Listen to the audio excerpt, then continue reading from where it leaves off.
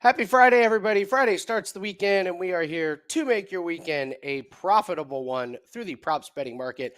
I am Andy Lang from WagerTalk.com. Joining me, as always, my fellow prop masters, Matt Josephs from SportsMemo.com, Andrew McGinnis from WagerTalk.com. Gentlemen, we got MLB, we've got NBA playoffs, NHL playoffs, we've got UFC, Bellator, we got all kinds of things to get ready for this weekend. So, let's not waste any time, guys. Let's get right into it. Matt, I'm going to come to you first here.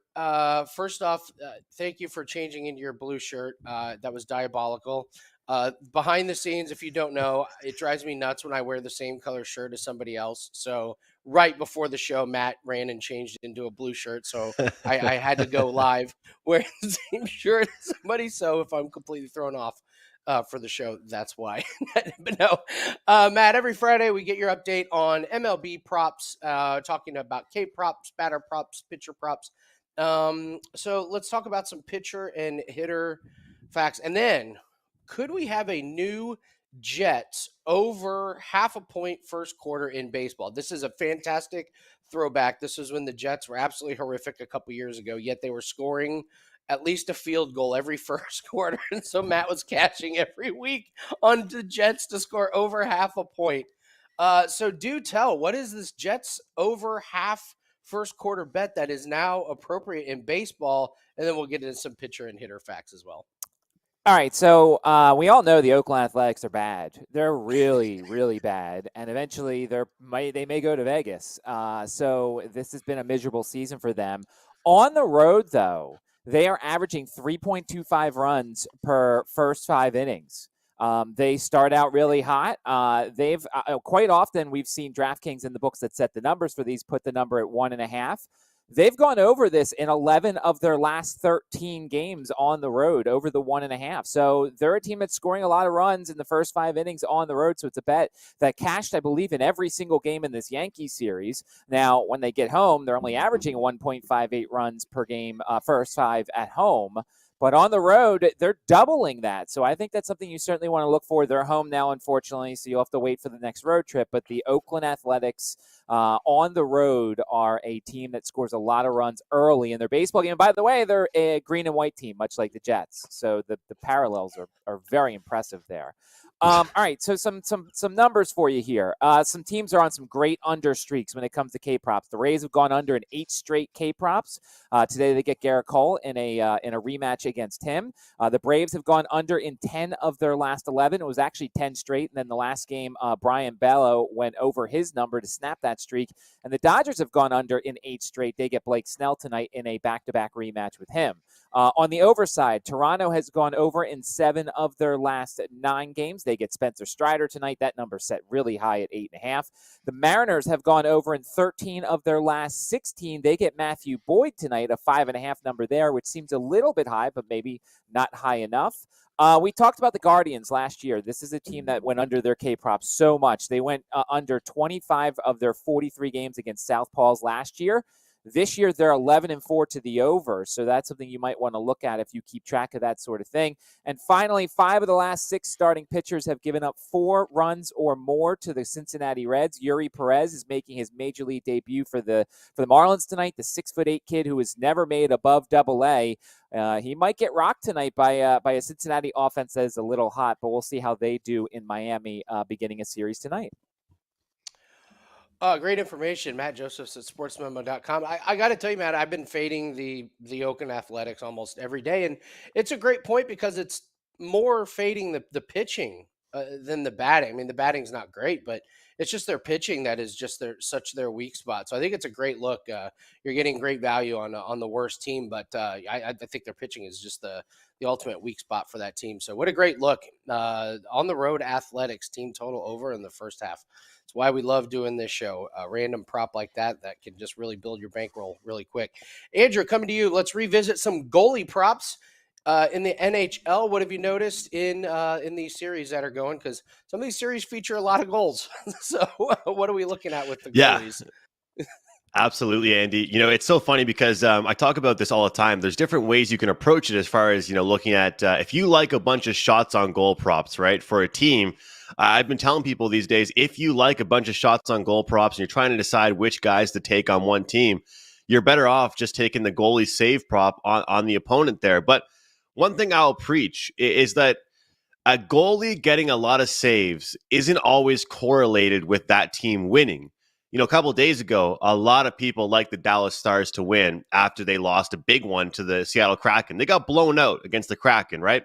And I see flooding through my Twitter timeline, Ottinger over on saves, Ottinger over on saves, Ottinger over on saves. But it occurred to me that, well, if they're going to play a good defensive game, doesn't that mean they're not going to allow that many shots?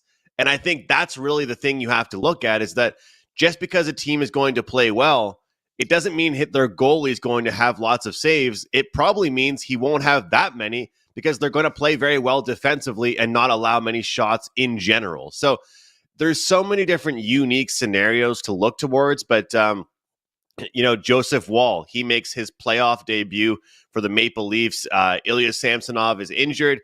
He gets put in a crazy tough situation. His first ever playoff start, second round. The team's down 3-0, and here you go. Let's throw the kid into the fire. So what happens, Andy? They play very well in front of him defensively. The Maple Leafs probably played their best defensive game of the season. And again, people might have thought, you know what? Wool's going to have to be strong for them. He's going to have a big game. If the Leafs survive, it's going to have to be a big game. Quite the opposite, actually. It's mostly just the players will have to play better defensively to keep the puck away from him at all. I'm not saying he isn't a good goaltender, but he stopped 25 shots. Usually you see around between 26 and 29 as far as the under-over on these props for goalies. So what I've really noticed, Andy, is these bet on teams. So if I find myself liking a team, I'm actually taking the under on their goalie saves, because a team having success lately has actually meant that their goalie is making less saves, as weird as that might sound. And then you look at another scenario where might not be as much success, but look at the Vegas Golden Knights and the Edmonton Oilers series. I mean, I know you've been having fun with that series.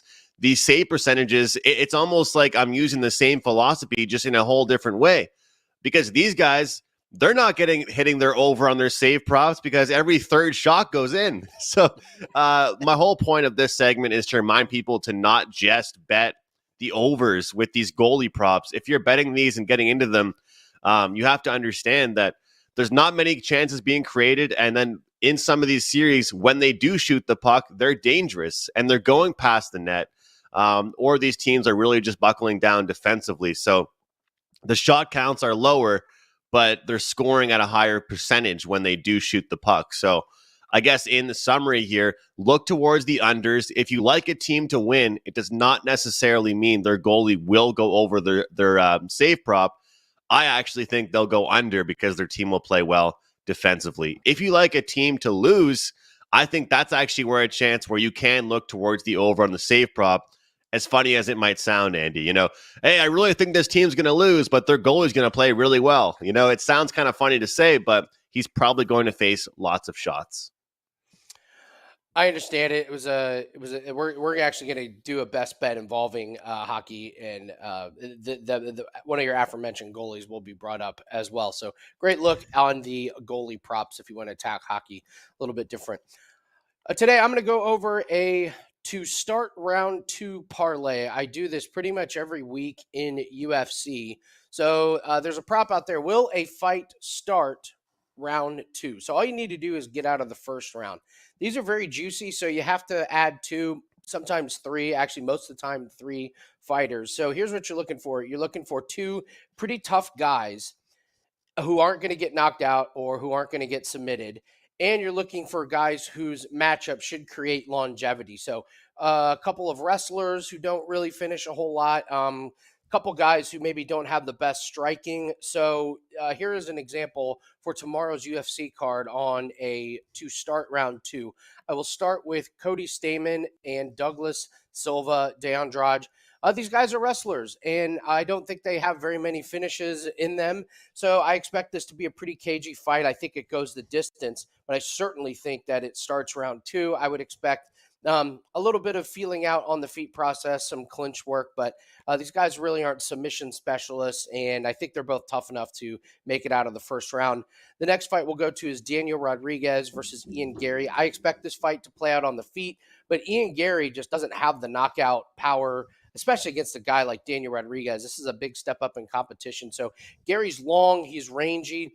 Rodriguez can have opportunities to crack Gary, but he's going to have to really try and close the distance. That's not really Rodriguez's game. I expect some clinch work as well. It's going to play out on the feet, but it should get out of round one.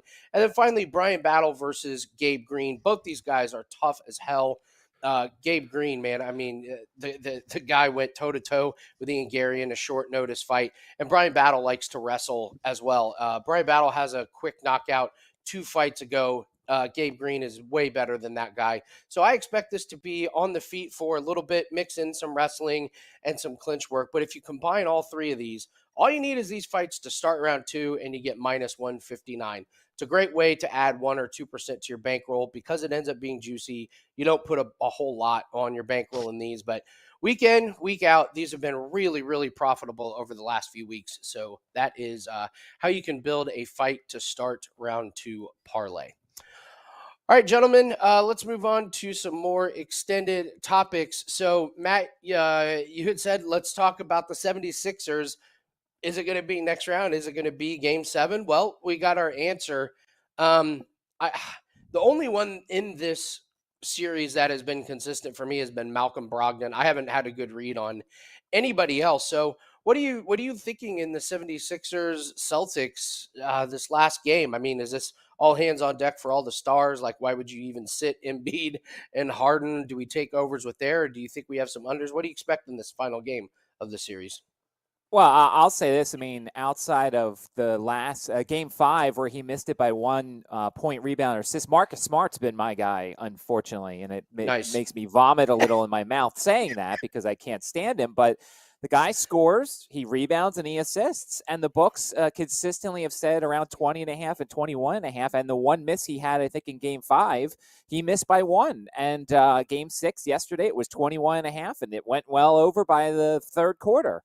And I just looked, I think it's 23 and a half. I'm still going back to it. Marcus Smart just does everything that you need to. He scores, he rebounds, he assists, he flops, he complains, he whines, he does dirty things. He does all the things that you want in a basketball player. Check. He does everything. Check. Yeah, exactly. So, I mean, I think he's the guy. And look, your Malcolm Brogdon thing is pretty good too. I'll tell you this, and I talked about it, and I've been talking about it, and they're not up yet on DraftKings. The head-to-heads have been, I mean, you just got to find the right ones. The 2 head-to-heads I played yesterday, Brogdon and Maxey over 4.5 threes. That thing went over in like the first half because I think they had 6 combined by halftime.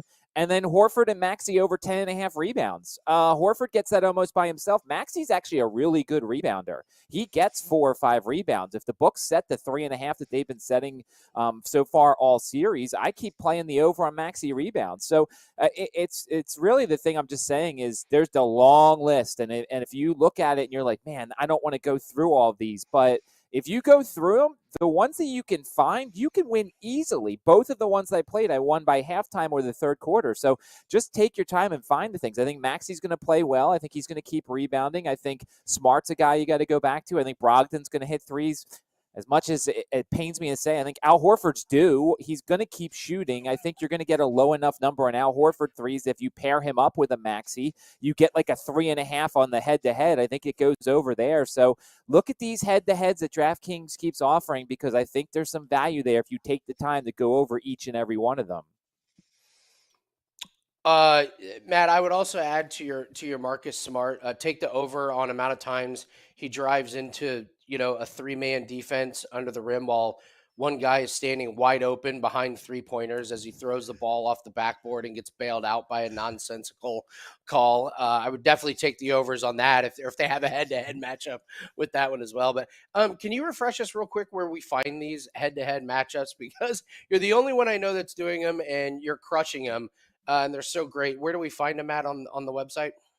So if you go to the NBA page on DraftKings, and you go, like, if you look at the Knicks and the Heat tonight, there is a H2H player props, and it lists, I'm looking at it. I mean, I don't have a good read on this series or else I'd give one out, but I'm looking at like 30 to 35 of them. And it's overwhelming to some people. But if you, let's say, and you can apply this to any series, like Andy, if you've had a series that you've done really well on, let's say it's Golden State and the Lakers, go and find these head-to-heads, because not only can you play them against each other, but you can play them together. And that's the best part of these things, is that I know Maxey can rebound. I know Horford can rebound. If the books are going to give me a 10.5 for the two of them, I'm going to certainly take advantage of it. Game-wise, Andy, I don't know about you, but I feel like if the Celtics don't win this series by this Game 7 by double digits, I'd be so surprised. I can't imagine that the Sixers are going to have a lot. Obviously, there is the extra day off, and Embiid will be a little bit fresher. Harden will have an extra day to go do what Harden does on days off and things like that. But I just, What if would Boston that be, doesn't Matt? win, why are you trying to get? He's Hey, going Doc's to like, local I don't care what he libraries. does. He's a grown man. He can hit it. He can go on a private jet wherever he wants. He's a grown man. I don't know about that, but Matt, I wanted to ask both of you guys: do you guys ever bet on free throw props?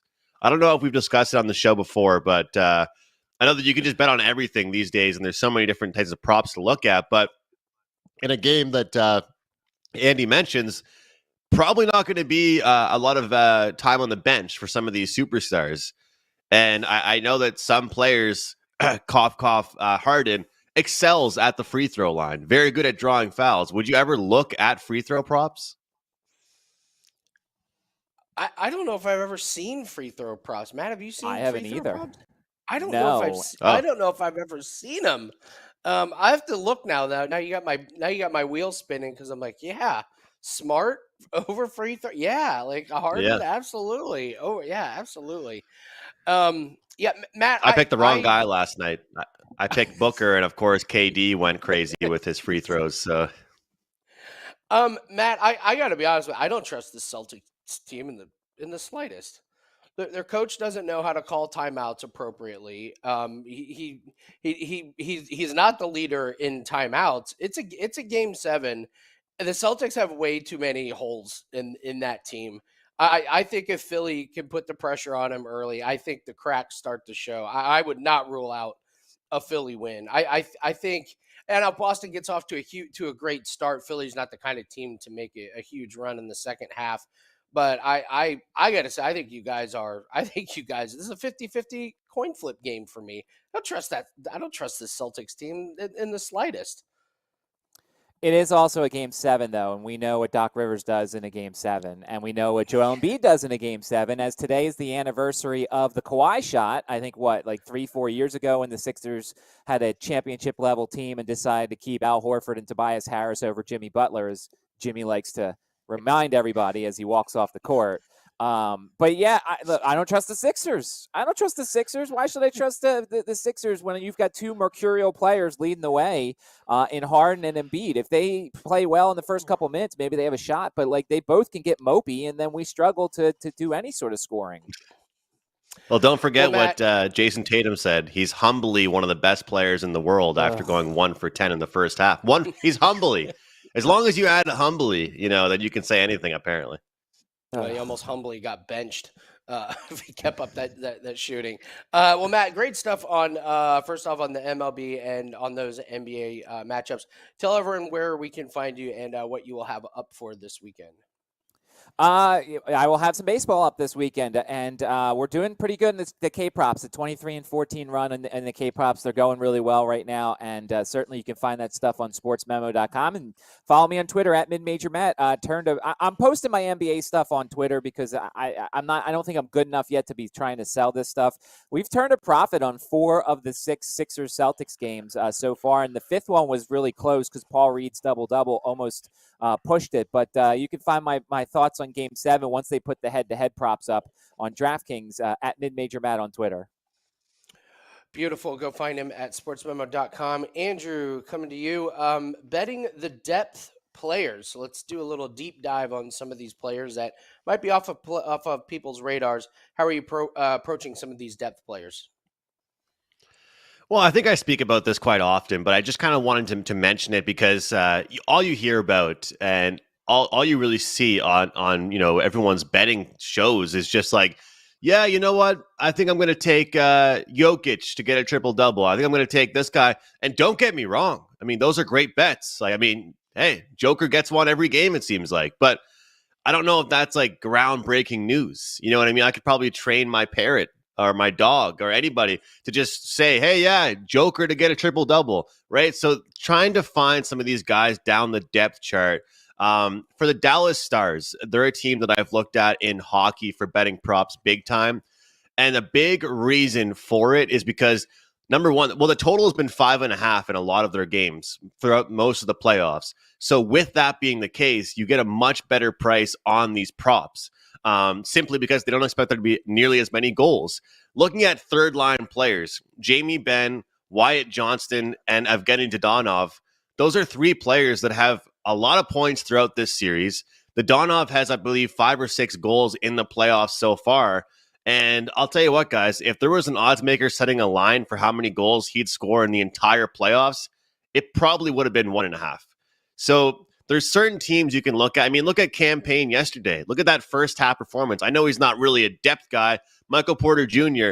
I'm more so talking about the guys where the props aren't these big high numbers. You know, in the NBA, you're 29.5, 30.5 for points. You can make money. And I just kind of wanted to take this time to remind people that, especially with hockey, though, when you look down the third line, use dailyfaceoff.com. You go to the third line, you go to the fourth line, or you scroll all the way down, and it says first power play unit and second power play unit. And when you have guys that are on the second power play unit, but they're also on the third line, usually you're going to get a very, very solid price with it. So we all know the superstars get it done. And for a lot of teams in big games, they need their superstars to show up. But every game, no matter if it's NBA or NHL right now, I'm trying to find one or two guys that instead of for a hockey player to get a point, they're minus 170. I'm trying to find a guy that's minus 120. I'm trying to find a guy in the NBA that their point total is 8.5 and not 28.5. And I just want to remind people that you can have success with that. Throughout every sport, we always can find certain players that we continue to bet on, such as Cooper Kupp to get a touchdown. Call me crazy, but that seems to be a pretty good bet. Who cares? It's a popular one, but you certainly can find other guys down the roster, down the depth chart to make money with them as well. So I'm not saying don't keep it simple and bet on those top players, but sometimes you can find a guy with his over-under at 8 points or 10 points, and you can cash that as well. So just keep an eye out and make sure you're looking at the matchups and the roster information. Andrew, tell everyone what you have up for this weekend, where we can find you, all that good stuff. Yeah, I'm really excited for this weekend, Andy. Also, I've started a very similar journey as Andy is on with the Road to Millions. I've been following kind of the program there, and so I watched the video, spoke with Andy on the phone. So doing some different things with the bankroll and how I'm managing things with clients as well. So clients will start seeing a lot more 1% and 2% throughout the week and just working by a week-by-week process here. But I've got UFC action. I've got a best bet up in the MLB I really like for tonight, Andy. And World Hockey Championship plays. And, you guys hear me talk about the World Juniors during Christmas time, but I know this might sound weird. I think the odds makers have actually become sharper on that tournament than they have on this tournament, even though those are pretty much kids playing hockey, 17 to 19-year-olds. But this World Hockey Championship tournament, everyone's betting NBA, everyone's betting NHL, MLB. There's no real eyes on this tournament. I will have all these plays out to all access subscribers and NHL subscribers as well. So you can get all that over at WagerTalk.com. No better time for a 3-day pass than right now to get the full weekend. I love when you bet on these tournaments, Andrew. I love it. I love whenever you're like, hey, there's this like World Junior. I'm like, oh, sweet. Love it when Andrew bets on these. They're so under the radar. Great stuff from Andrew McGinnis, WagerTalk.com. I was going to go over a few NBA props from some of the teams that are left. We're obviously going to know what the final matchups are. Let's talk about the Lakers here for a little bit. Listen, LeBron and AD are going under their points, rebounds, and assists you look at their game lines over the last couple games, and they've really been spreading it out. AD now he's banged up a little bit. I don't find any value in betting LeBron and Anthony Davis on the overs. At the same time, they're dancing around that number. I don't think LeBron is 100% healthy. I think his foot is much more of an issue than he's letting on. So I caution everybody to kind of stay away from there. And as for the Golden State Warriors, I mean, on the road, boy, this team is just they're it's. I mean, we've talked about it all season, and they can't even fix it in the playoffs, which you wouldn't expect. But you look at some of these points, rebounds, and assists, and kind of the big surprise to me is Draymond Green. I mean, you look at him last game: 20 points, 10 rebounds, 4 assists. I mean, he's playing 30 minutes. I would go back to him again. I think he can cause some real problems. And why would you save him? I mean, he's going to play as many minutes as his body is going to handle. Last game, they got a good game from Wiggins. I don't trust him on the road. I certainly don't trust Jordan Poole. The last game, that was at home where he played 23 minutes. He only had 11 points, 1 rebound, 4 assists. I would go under Jordan Poole, under his points, rebounds, and assists. But I'm really interested in this Draymond Green, especially if Anthony Davis shows any signs of weakness. Draymond is the guy to absolutely pounce on it. So I think Draymond causes a lot of problems for Anthony Davis tonight. I think he's very active on the rebounds and the assists. He's been the leading, I think the last 2 games, he's been the leading rebounder in the entire game. So getting more rebounds than Looney, obviously, who he's replaced, Anthony Davis and LeBron. And as far as the Miami Heat and the New York Knicks, to me, it's just been a complete stay away. I haven't had one wager in that entire series, and I'm glad I haven't, because I have no read, I have no feel on that one. And then, I mean, for Denver, listen, all eyes are on Jokic moving on in this next series, depending on who they play. He's going to have a big time advantage. I would look at overs on Jamal Murray, because he's had a great matchup in this series, and I don't see either the Lakers or Golden State having much to defend Jamal Murray on the perimeter. I think he gets whatever shots he wants. And Andrew, you mentioned Michael Porter as well. He looks great. He's healthy, and you're seeing him at his best and how effective he can be shooting threes, getting rebounds inside. He commits some really dumb fouls at times, but outside of that, he's a really, really good one. So Jokic, man, I mean, he had 30, he had a triple double, and he only got over his points, rebounds, and assists by half. Like that, they're putting the number so high that he needs a triple double that includes a 30-point game to get over. It's crazy how high they have his PRA. So I think the books have just priced us out of Jokic props. So that's what I would expect for moving forward in the NBA. As for me, every Friday we're going to run the same promo code Andy3 ANDY3. Get you a 3-day pass for $39, like Andrew said. We're doing our Road to Millions, where we try and make 3% a week. And last week, just on the weekend, we made plus 5.7 units. We made 5 units just last night and this morning with a really nice NBA, MLB, and tennis win. So encourage everyone to get that. We got a Bellator play that starts here in about an hour and a half. So about 12:30 Eastern time. And then we have a 5% UFC play, and all those plays are included. We'll have our MLB, NBA, and NHL as well. So promo code Andy3 gets 3 days for $39. And let us get into the best bet. I am up for the best bet, and we are going to turn to NHL. And we had talked about some of these teams and some of these series being high scoring, and I've been using sporadically these alternate totals, these team totals. And there's been a couple teams that have been absolute money, and the Edmonton Oilers have been one, and the Florida Panthers have been really good. I'm going to take the Florida Panthers team total. It's like an alt line over 1.5.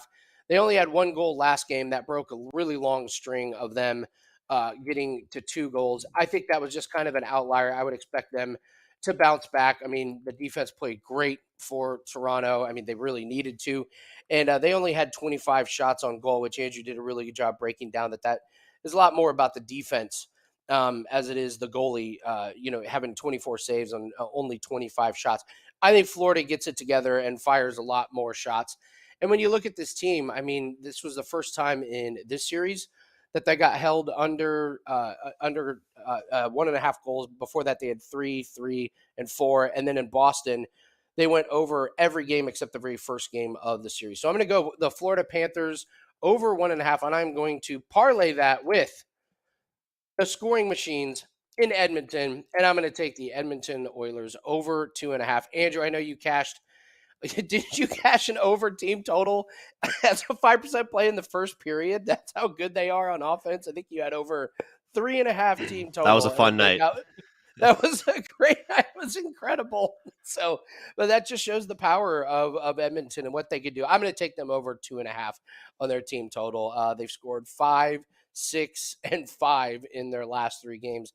The offense is absolutely humming. So you parlay those two and you get minus 147. So that's going to be the prop of the week. Florida team total over 1.5. Edmonton team total over 2.5. Get you to minus 147. That's going to do it for us, everyone. Go check out Andrew McGinnis at WagerTalk.com, Matt Josephs at SportsMemo.com. I am Andy Lang at WagerTalk.com. Thank you to everybody in the chat. Thanks to Jim, Childhood Greats, Tori, all you guys. We love you. Thanks for joining us on this Friday morning. Let's have a great weekend, everyone. We will see all of you next week on another episode of Prop It Up. Have you checked out all the new handicappers at WagerTalk? If not, here's your chance. You can take 50% off your first daily or 3-day all-access purchase at WagerTalk using coupon code TRYWT. Our new roster of experts is 30 deep, covering sports from all around the world, giving you tons of options to choose from. All you have to do to redeem this offer is go to WagerTalk.com, choose a handicapper of your choice, and use coupon code TRYWT at checkout, saving 50% on your first purchase.